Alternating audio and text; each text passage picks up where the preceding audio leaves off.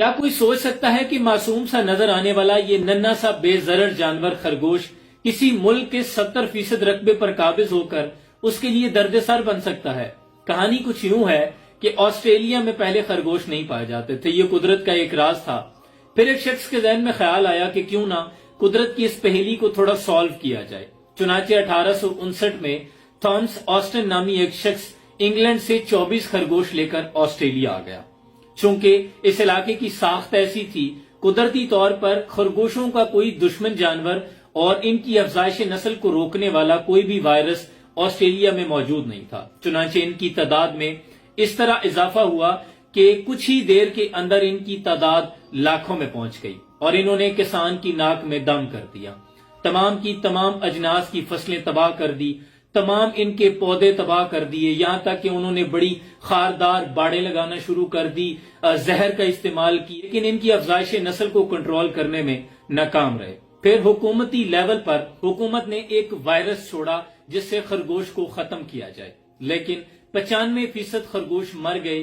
باقی کے جو 5% خرگوش تھے ان پر یہ دوا بھی اثر نہ کر سکی اور یہ ان کا تجربہ بھی ناکام ہو گیا اور ان کی تعداد کروڑوں میں پہنچ گئی، اور یہاں تک کہ ہر سال آسٹریلیا میں 20 لاکھ خرگوش مارے جاتے ہیں، لیکن پھر بھی ان کی وزارت خوراک اور زراعت کے مطابق سالانہ آسٹریلیا کو 13 کروڑ امریکی ڈالرز کا نقصان ہوتا ہے جو خرگوش کرتے ہیں ان کی فصلوں کو نقصان پہنچا کر۔ سالانہ 20 لاکھ خرگوش مار دیے جاتے ہیں، پھر بھی 2 کروڑ اپروکسیمیٹلی خرگوش آسٹریلیا کے 70% رقبے میں پھیل چکے ہیں جو ان کا درد سر بنے ہوئے ہیں۔ یہ ساری کوششیں بے سود ٹھہری۔ بتانے کا مقصد یہ ہے کہ یہ ہے اللہ کی تقسیم کے ساتھ چھیڑ چھاڑ کرنا یا اللہ کی تقسیم پہ شک کرنا۔ یاد رکھیں، اللہ نے جس کو جہاں رکھا ہے بہت سوچ سمجھ کر رکھا ہے۔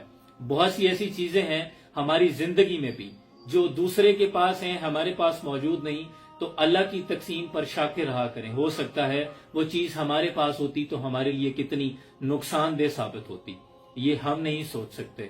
ممکن نہیں یہ حالات کی گتھی سلجھے، اہل دانش نے بہت سوچ کے الجھائی ہے، اور بہترین کام ہے اللہ کی رضا پر، اللہ کی تقسیم پر، اللہ کے فیصلے پر شاکر ہو جانا۔ اللہ آسانیاں حاصل اور تقسیم کرنے کا شرف عطا فرمائے۔ سلام پہنچے۔